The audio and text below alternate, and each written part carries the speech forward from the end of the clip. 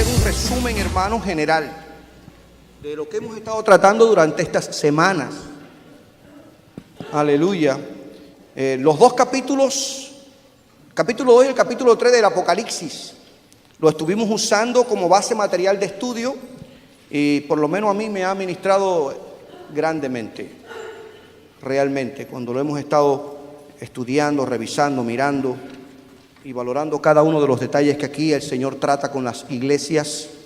Había mucho más de 7 iglesias en el Asia Menor, pero estas fueron las iglesias que el Señor seleccionó para enviar este mensaje apocalíptico. Si usted lee el libro de Apocalipsis, los primeros versículos, se dará cuenta que este es un libro que se les está escribiendo a las 7 iglesias que están en Asia. Estas 7 iglesias fueron destinatarias de este precioso libro del Apocalipsis, y estos dos capítulos, 2 y 3, marcan lo que se conoce como las cosas que son, las cosas que son. Y por lo tanto hoy vamos con la ayuda del Señor, a hacer un resumen general de cada tema. Usted lo podrá mirar, está bien resumido, bien condensado, para que tengamos una idea general de todo lo que estuvimos mirando. Así que vamos hoy a tener el bosquejo final de las 7 iglesias del Apocalipsis. Vamos a significar los detalles más sobresalientes, siguiendo una cronología, o más bien siguiendo un orden de los temas que fuimos discutiendo en cada una de las iglesias. Amén. Lógicamente tenemos que hablar de la iglesia de Éfeso. Fíjense que no vamos hoy a caracterizar la ciudad, no vamos a volver a dar todo el tema, solo vamos a hacer un recordatorio. ¿Estamos claros? Y quizás los que vinieron hoy por primera vez se van a poder llevar una idea general de todo lo que hemos estado discutiendo en estas 8 semanas, cada martes aquí en la iglesia. La iglesia de Éfeso, está recogida su carta en el capítulo 2 de los versículos 1 al 7. Se puede decir que la iglesia de Éfeso es la iglesia descarriada que pierde el primer amor. Es la iglesia que desafortunadamente ya no tiene ese amor ferviente. Y Jesús se presenta a esta iglesia, que es una de las características que vimos en cada iglesia, cómo Jesús se presenta de una forma particular a cada congregación, y su presentación tiene que ver con la necesidad espiritual que aparece en la congregación, en la iglesia. Y aquí el Señor se presenta como la única cabeza de la iglesia. Es, por lo tanto, el Señor, y lo voy a repetir otra vez, el Señor es el fundamento, el Señor es la cabeza y la vida de la iglesia. Es Jesucristo el fundamento de la iglesia, es la cabeza de la iglesia. Podremos pertenecer a alguna institución, podremos pertenecer, como el caso nuestro, que formamos parte de la denominación de las Asambleas de Dios, podemos pertenecer a alguna fraternidad, pero la cabeza de la iglesia es Jesucristo. Él es el guía, Él es el dueño, Él es el propietario. A Él nosotros nos debemos, y es algo importante que aquí el Señor se presenta a esta iglesia de Éfeso como la cabeza de la iglesia. Bien, y se elogia a la iglesia de Éfeso en que esta es una iglesia que, a pesar de su situación espiritual, aún permanecen en ellas algunos detalles positivos. Es una iglesia que rechaza el mal, es una iglesia que rechaza a los falsos apóstoles, es una iglesia que rechaza las malas enseñanzas y el mal comportamiento y la inmoralidad. Es una iglesia que persevera, que es paciente, que su trabajo permanece, como usted lo puede después revisar allí en casa con más detenimiento. Es la iglesia que aborrece las obras de los nicolaítas, que era una doctrina que le permitía la inmoralidad, mezclar la inmoralidad con lo santo. Ellos pensaban que no había diferencia, que en definitiva la persona cuando se convierte no tiene que cambiar, tiene que seguir viviendo como antes, y ahí está la bendición. Esa era la doctrina de los nicolaítas, pero ellos rechazaban toda esa serie de cosas. Pero algo interesante, hermanos, que no obligatoriamente un grupo de personas bien intencionadas obligatoriamente conforman lo que es la iglesia. Y aquí el Señor le llama la atención a esta iglesia en el versículo 4, cuando le dice: pero tengo contra ti que has dejado tu primer amor. Has dejado tu primer amor. Es el Señor lo que le critica. Su amor por Cristo ya no es ferviente. Perdieron el primer amor, ese amor de luna de miel, ese amor de encantamiento, ese amor de estar todo el tiempo, ese amor de que no te vayas, mi vida, espérate un minuto más. Espérate, por favor, sígueme diciendo. Ay, ese amor es lo que el Señor le está reclamando. Amén, hermanos. Y la iglesia había perdido ese amor. Y por lo tanto el Señor le instruye y le dice: obra como lo hacías al principio. Ya no te canses, no te aburras. Esa palabra está un poco rara, pero bueno. No te conformes, por favor. Ve al principio a ese amor inicial. Por favor, vuelve esa pasión, ese entusiasmo, ese ánimo. Gloria a Dios. Y la promesa que se le da cuando ellos asuman esa actitud es que a los que venciere, el Señor le va a dar la bendición de que participen del árbol de la vida. Y lo explicamos con detenimiento este tema en cuanto a la promesa que se le da a los fieles. Este es en resumen lo que pasa con la iglesia de Éfeso. La iglesia que pierde el primer amor. Y hay que tener cuidado en el orden personal, mis queridos hermanos. Las actividades, los programas, los compromisos de la iglesia no nos pueden llevar a perder nuestra comunión con Dios. Estamos haciendo buenas cosas para la iglesia, para la comunidad, pero no podemos caer en el error de estar ocupados en la viña y despreocupar nuestra relación con el dueño de la viña. Amén. Y esto es lo que le pasaba a la iglesia de Éfeso. Muy ocupada, pero habían perdido su intimidad con Dios. Y Dios quiere que nos mantengamos siempre dependiendo de Él. Amén. Número 2, la iglesia de Esmirna. Esta iglesia que es considerada como la iglesia sufriente, pero a pesar de que sufre, es la iglesia que permanece fiel. Es la iglesia que a pesar de las presiones y la persecución permanece fiel, no se amilana, no se acobarda, no renuncia de su fe, no reniega del Señor, todo lo contrario, permanece fiel. ¿Qué les parece? Y ahí veamos cómo el Señor se presenta como el que está vivo. Como el que está vivo y garantiza la victoria de su iglesia. El que estuvo muerto y está vivo. En otras palabras, aunque ustedes estén pasando por persecuciones, tomen como ejemplo mi experiencia. Yo estuve muerto, pero ahora estoy vivo. Y si vivo, le voy a garantizar la victoria a la iglesia. El apóstol Pablo entendió esto a una cabalidad tal que él dice: porque él vive, nosotros viviremos también. Porque Él venció, nosotros también somos más que vencedores. Nosotros no tenemos como líder ni como capitán a un Señor destruido, avergonzado, arruinado. Y no. Quien está al frente de la iglesia es el Cristo que vive y reina por los siglos de los siglos. Es el Cristo victorioso. Amén, hermanos. Y eso es lo que se le está dando a conocer a la iglesia. El Señor le está dando ánimo en este sentido y lo elogia en el que Él les dice: no temas padecer. Sé que van a pasar persecuciones, los están persiguiendo porque ustedes no se sujetan a adorar a la imagen del emperador. Ustedes renuncian a la idolatría, ustedes permanecen fiel al nombre de Cristo, ustedes no se mezclan. Incluso los judíos se han sumado a los idólatras para perseguirle en vez de apoyarle, pero permanezcan fiel, sé fiel hasta la muerte, dice el Señor, y yo te daré la corona de la vida. Es un reto. ¿Qué les parece, hermanos? Y no hay crítica, no hay censura.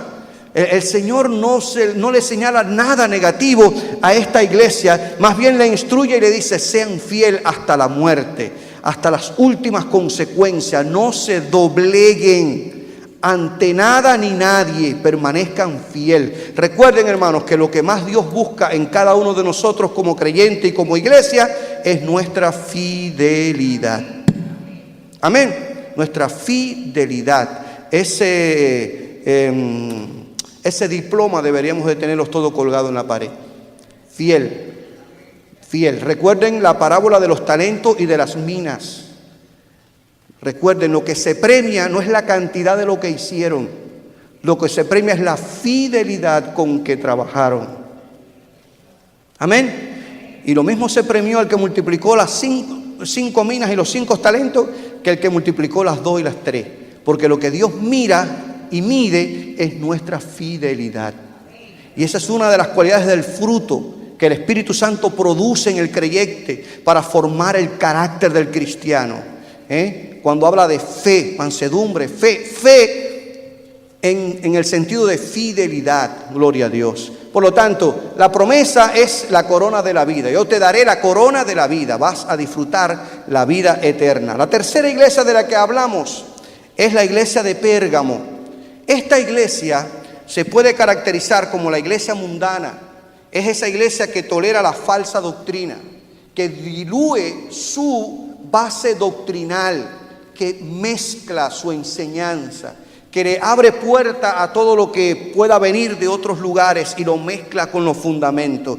Y estudiamos esta iglesia de una manera bien definida como todas las demás. Jesús se presenta a esta iglesia como el que tiene la suprema autoridad. Él es la suprema autoridad, está por encima de todo. Cuando Él dice que tiene la espada aguda de 2 filos, es autoridad. Espada no solamente habla de un instrumento de guerra, sino es símbolo de autoridad. Quien tiene la máxima autoridad, hermanos, sobre la iglesia es Jesucristo.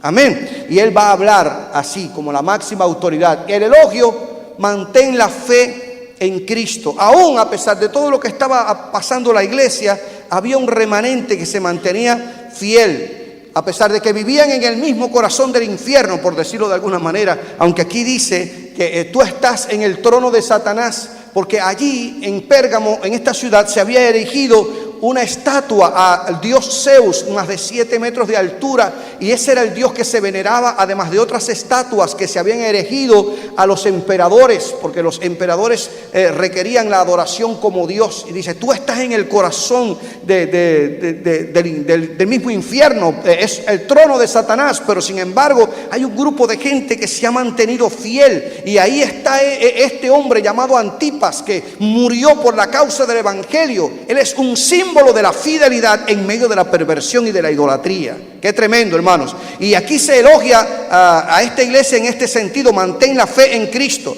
Pero la crítica es que tolera la inmoralidad, la idolatría y las herejías. Es la iglesia que le dio entrada a la famosa doctrina de Balaam. Balaam, un profeta del Antiguo Testamento que enseñó al pueblo de Israel a pecar. Lo llevó al pecado, a confundirlo. Y la doctrina de los nicolaitas, que permitían la inmoralidad, es decir, no hay ningún tipo de compromiso en el sentido de que no hay distinción entre un cristiano y la vida sin Cristo. Los nicolaitas decían: nada tiene que ver la inmoralidad con tu relación con Dios. Tú puedes decir que te convertiste al evangelio y seguir viviendo la vida como antes. En definitiva, nada tiene que ver una cosa con la otra. Es contrario a lo que la Biblia nos enseña. La Biblia dice que el que está en Cristo es una nueva criatura, que las cosas viejas pasaron y que en Cristo todas son hechas nuevas. La Biblia nos llama a una vida diferente, distinta, completamente opuesta a la vida del pecado y del mundo. ¿Dicen amén? Bueno, esta iglesia permitía la inmoralidad, la idolatría y las herejías dentro de ella. Mezcló la doctrina. Y yo creo, hermanos, que en este sentido Pérgamo es una iglesia que nos da un ejemplo para nosotros mantenernos con mente abierta y pedirle al Señor discernimiento de espíritu con la cantidad de corrientes de falsas doctrinas de este último tiempo, de tantas herejías, de tantos conceptos, criterios y opiniones que se manejan en el orden personal. Mantengámonos firmes y anclados en la verdad de la Biblia. Amén, hermanos. Ese fundamento, no nos movamos de allí. ¿Cuál es el juicio que se le habla? La instrucción que se le da: arrepiéntete, arrepiéntete. Se le dice a la iglesia allí de Pérgamo: arrepiéntete. En el versículo 16, si no, vendré a ti pronto y pelearé contra ellos con la espada de mi boca. Hay algo importante, hermanos, algo importante. Dios cela con celo santo a su iglesia. Y Dios hace juicio con todos aquellos que quieren dañar la iglesia. ¿Decimos amén? Tanto de afuera como de adentro. La iglesia que el Señor compró con su sangre es la niña de sus ojos. Y lo que sufra el cristiano es por permisión de él, pero Dios defiende a su iglesia y Dios hace juicio. Y es lo que le está diciendo a la iglesia de Pérgamo: voy a venir con la espada de mi boca y voy a hacer juicio a toda esa gente que quieren hacerle daño a la iglesia interna y exteriormente. Porque el diablo es muy astuto, el diablo filtra dentro de la iglesia, hermanos, elementos para tratar de dividirla, minarla, pero en el nombre de Jesús toda artimaña del diablo es destruida, porque el que está con nosotros es mayor que el que está en el mundo. Gloria a Dios. Y es importante que nosotros los entendamos. Por eso tengo esa paz en el corazón. Cuando oigo esto y lo otro, tengo paz en el corazón, porque Dios no pierde tiempo. Dios lo que hace, lo hace con propósitos. Y nosotros somos la niña de los ojos de Dios. Y estamos esculpidos en las manos del Señor. Amén. Gloria a Dios. Seguimos, porque no es mi propósito estar en cada detalle. La promesa: el maná escondido y una piedrecita con un nombre nuevo. Esa es la promesa a los que venzan. Amén. Así que si usted quiere saber todo eso, después procure el material que se entregó para cada iglesia. Si le está despertando la curiosidad. La iglesia de Tiatira. La iglesia de Tiatira es la iglesia impenitente que contemporiza con el mundo. Aparece del versículo 18 al versículo 29. Y Jesús se presenta a la iglesia de Tiatira como el que todo lo ve y el que tiene poder para castigar lo incorrecto. ¿Qué se esconde a los ojos de Dios? Nada. Hay de aquellos que se engañan pensando, hermanos, vivir una vida doble. Para Dios todo está descubierto. El salmista en el Salmo 139 dice: ¿a dónde me iré de tu presencia? ¿A dónde me iré? Voy a tomar las alas del alba y me voy a ir allá donde nadie me ve a hacer mis diablurías. Me voy a ir al final del abismo. ¿De qué me vale? Para ti las tinieblas son como luz. Yo no me puedo esconder de ti. Todo lo que yo haga está desnudo en tu presencia. Y aquí es interesante cómo el Señor se presenta como el que tiene ojos como llama de fuego. Todo lo ve. Todo está desnudo en la presencia de Dios. ¿Cuántos dicen amén? No es para que temamos, todo lo contrario, para que estemos confiados de que el Dios en quien hemos creído toma todas las medidas pertinentes para guardarnos de toda obra de maldad. Gloria sea el nombre del Señor. La iglesia de Tiatira, la iglesia impenitente que contemporiza con el mundo, el elogio, su amor, su fe, su paciencia es mayor que antes.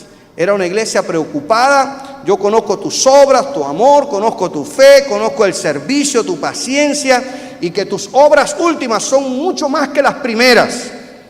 Pero aquí aparece un pero, y ahí viene la crítica, pero tolera la idolatría y la inmoralidad.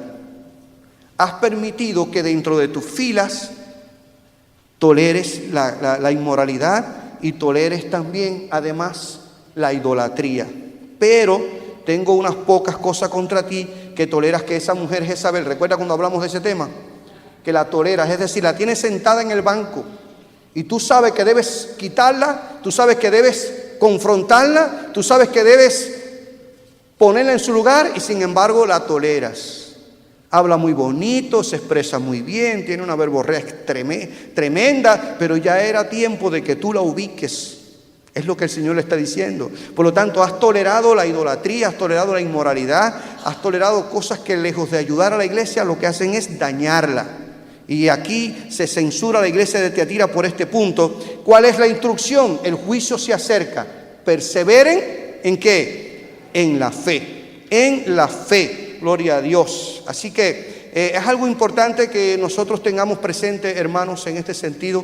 Nosotros tenemos que ser celosos de la verdad de Dios. Cada uno de nosotros. Tengamos cuidado, porque existe una tendencia en este último tiempo de que todo es permitido. Y recordemos siempre las palabras del apóstol Pablo cuando le escribe a los Corintios, que le dice: todo me es lícito, pero no todo conviene. Todo me es lícito, pero no todo edifica. Todo me es lícito, pero no puedo dejarme dominar por todo lo que a mí me parezca que pueda ser bueno. Tenemos que tener cuidado en este sentido. ¿Qué creen ustedes? Ahora, la iglesia de Tiatira se le promete a los que venzan, a los que permanezcan fiel, que van a regir sobre las naciones y van a recibir la estrella de la mañana. La otra iglesia de la que hablamos fue la iglesia de Sardis. Es la iglesia que dice estar viva, pero ¿está qué? Wow, es la iglesia que se autoengaña.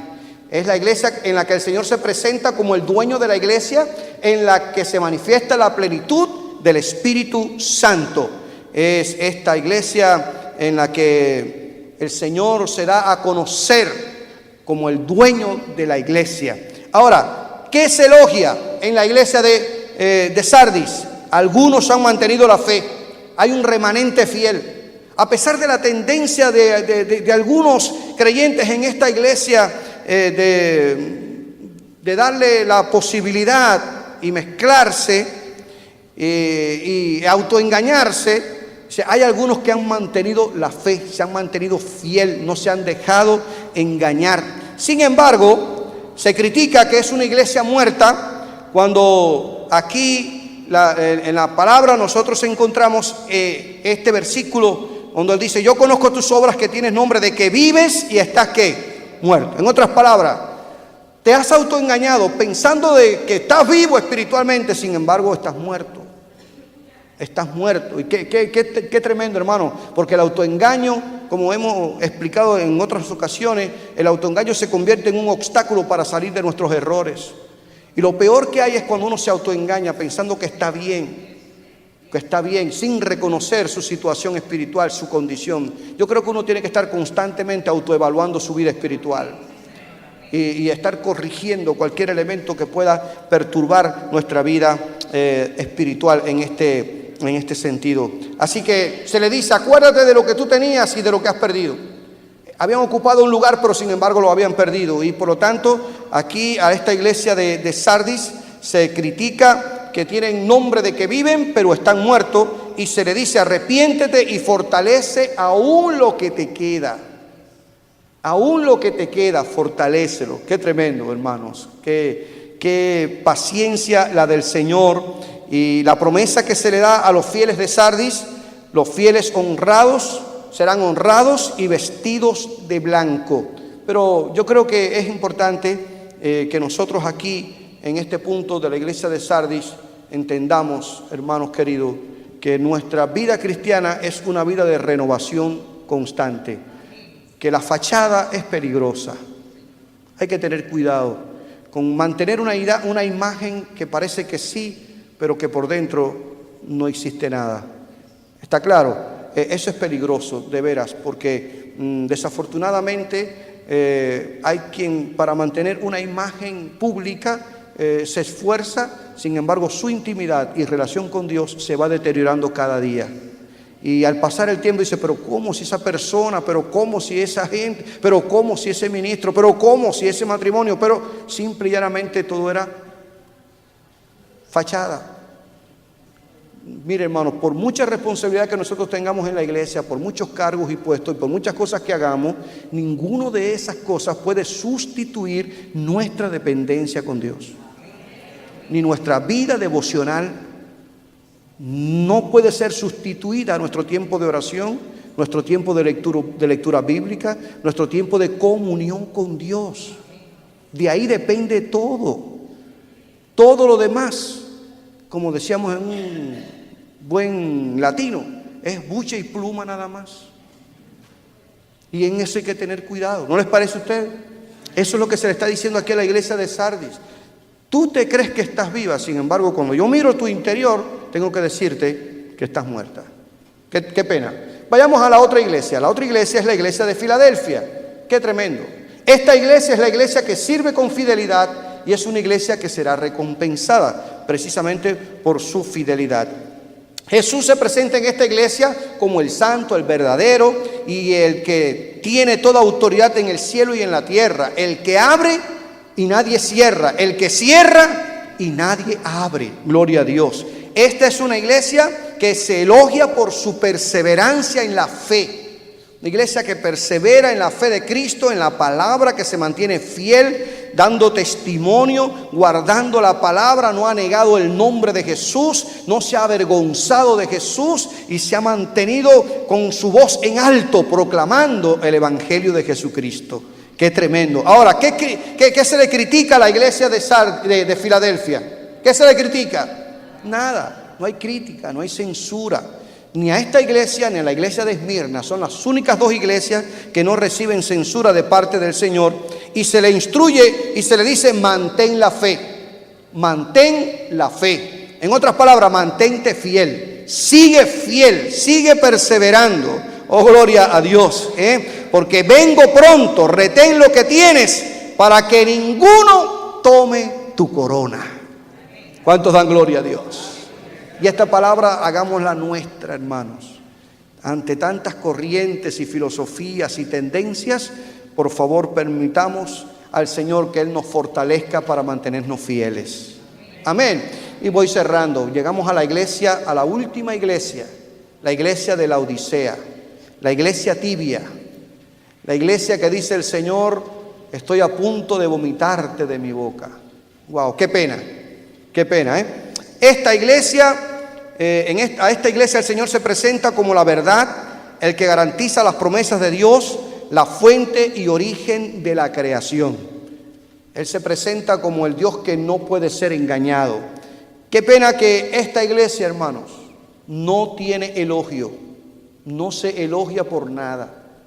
Por nada. Fíjese que otras iglesias como Éfeso, Sardis, Tiatira, a pesar de sus tendencias en cuanto a su debilidad doctrinal, inmoralidad y carnalidad, se elogia porque hay un remanente. Pero parece ser que en esta iglesia la mayoría o todos habían caído víctimas de creerse ricos, que lo tenían todo, lo habían alcanzado todo. No necesito de la ayuda de Dios, todo es mío. Todo lo he alcanzado, todo lo he logrado, y el Señor nada tiene que elogiar. Qué pena, ¿no les parece? Qué pena. Todo lo que hace aquí el Señor en estos versículos es censurar esta iglesia. Tristemente, dice, es una iglesia indiferente, una iglesia pretenciosa, cuando declaran: me he enriquecido. Lo que tengo, lo he logrado con mi esfuerzo. Lo que tengo y disfruto lo hemos logrado con nuestras propias fuerzas. Y tristemente, como explicábamos en la lección de la semana pasada, da la impresión aquí cuando el Señor dice: estoy a la puerta y estoy tocando. La idea que nos da es que la iglesia había sacado al Señor. Era una iglesia nominal, tristemente, era una iglesia nominal. Estaban pretenciosos y se creían ricos, pero sin embargo eran pobres. Y todo lo que se le habla y se le dice está en relación con su crisis espiritual y su situación espiritual, y el Señor los censura, y por eso le dice: sean celosos, arrepiéntanse. Ustedes se creen que lo tienen todo, sin embargo yo soy la fuente de todo. Ustedes se creen que son ricos, que lo han adquirido todo con sus propias fuerzas. Sin embargo, yo te pido que compren de mí. Compren. Compren de mí oro refinado, dice el Señor, vestidos blancos, colirio. Por favor, dependan de mí. Algo importante, hermanos, y voy cerrando mi intervención, que nosotros como iglesia nunca podemos pasar por alto, es que dependemos 100% de la gracia y la misericordia de Dios. Mire, yo soy promotor del estudio de la superación teológica, porque el Dios nos los permitió hacer y hemos estado involucrados en todo esto. Esto es magnífico, buenísimo, pero nada en lo absoluto puede sustituir nuestra dependencia de Dios. Nada, hermanos, en lo absoluto, nada, porque verdaderamente los recursos que la iglesia necesita para funcionar como iglesia, los tiene el Señor, los compró Cristo en la cruz del Calvario. Los dones y ministerios los da el Espíritu de Dios, no lo da ninguna denominación. Los dones y ministerios no lo da un instituto teológico y hay que ir a estudiar. Los dones y ministerios no lo da ningún tipo de fraternidad. Dones y ministerio y capacidad espiritual los da el Señor. Es Él la fuente. Por eso Él le dice: compra de mí. de mí, compra de mí lo que tú necesitas si quieres funcionar efectivamente como iglesia. Todo lo otro es excelente, maravilloso, tremendo. El saber y conocer la teología, la doctrina, saber de historia homilética, saber también de hermenéutica y conocer de libros proféticos, o de libros profetas mayores y menores, y hablar de libros poéticos y conocer el Apocalipsis y conocer todo lo que es relacionado a la teología tiene que ver. Excelente, excelente, pero nunca nada de eso debe sustituir nuestra dependencia de Dios. La iglesia tiene que entender eso, comprenderlo. Decimos amén, hermanos. Esta era la situación de la iglesia de la Odisea, y a mí me preocupa la tendencia secularista de los últimos tiempos.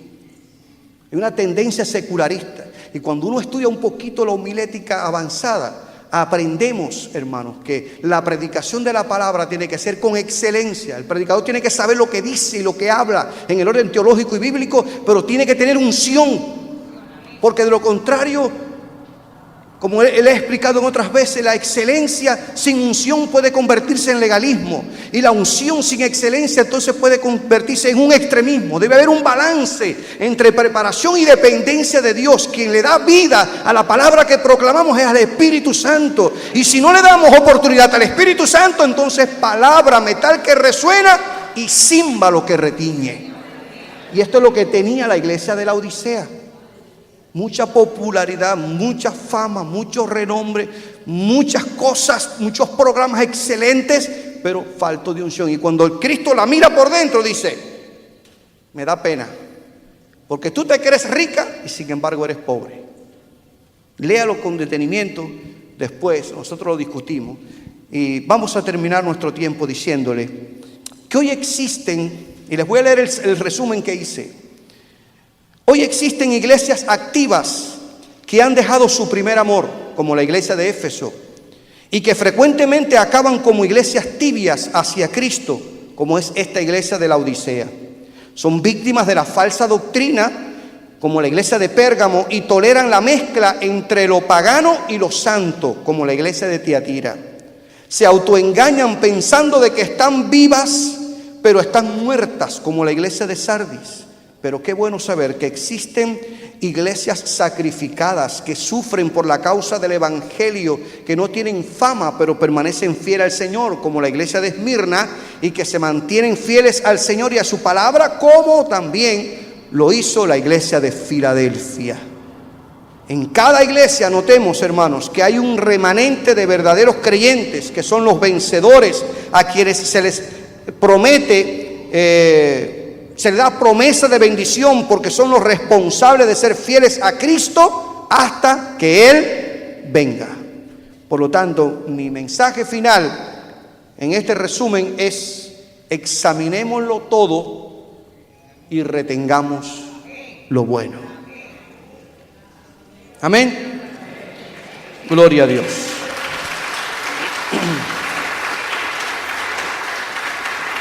Aleluya. Yo quiero que tengamos una oración final por todo esto que hemos mirado, que hemos visto, que hemos hablado. No he sido muy directo en las aplicaciones, porque yo sé que el Espíritu de Dios nos da discernimiento para entender lo que nosotros debemos tomar para nuestro crecimiento espiritual. Amén. Y cada semana que discutimos las iglesias, fuimos haciendo una oración final en la pantalla.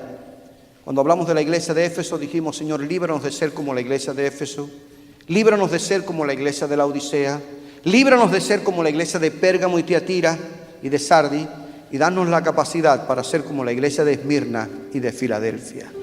Y yo creo, hermanos, sin apasionamiento, ni con ánimo de manipulación de sentimientos, yo creo que la iglesia misionera, y lo voy a repetir porque lo he dicho en otras ocasiones, la iglesia misionera de Tampa está aquí plantada en este lugar por propósito de Dios.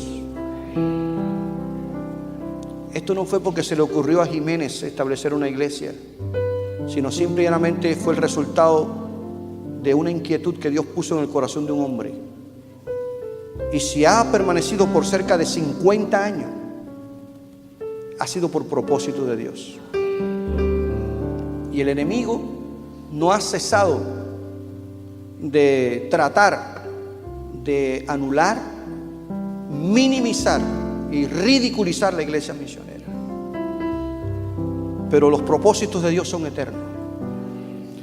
Y usted y yo hemos venido a formar parte de la generación, de esta generación. 40 años es una generación. Ya esta iglesia lleva 47, 48 años aproximadamente, Ruth.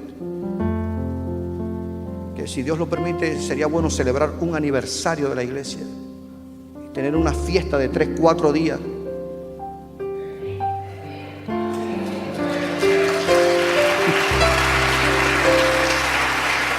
Pero si ha permanecido, hermanos, es porque Dios tiene propósito con esta congregación, para este pueblo, para este país y para otras partes del mundo. Yo creo que formamos parte de la generación que ha venido ahora a seguir adelante la visión que Dios ha puesto en esta iglesia. Y lo más importante de todo es que seamos colaboradores, instrumentos de bendición.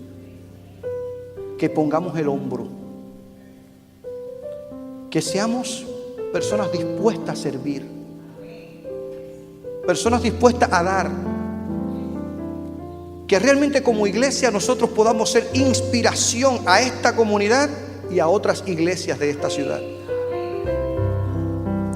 Que toda esta instalación que Dios ha permitido y que ha sido elogiada por tantas personalidades, incluso por personas conocedoras de la arquitectura, sea solo un instrumento para bendecir a miles de personas. Y si algo nos vamos a enorgullecer, sea que la presencia de Dios hace la diferencia. Que la presencia de Dios haga la diferencia. De veras. Yo quiero que oremos al Señor. Yo quiero que te pongas en pie por un minuto y después...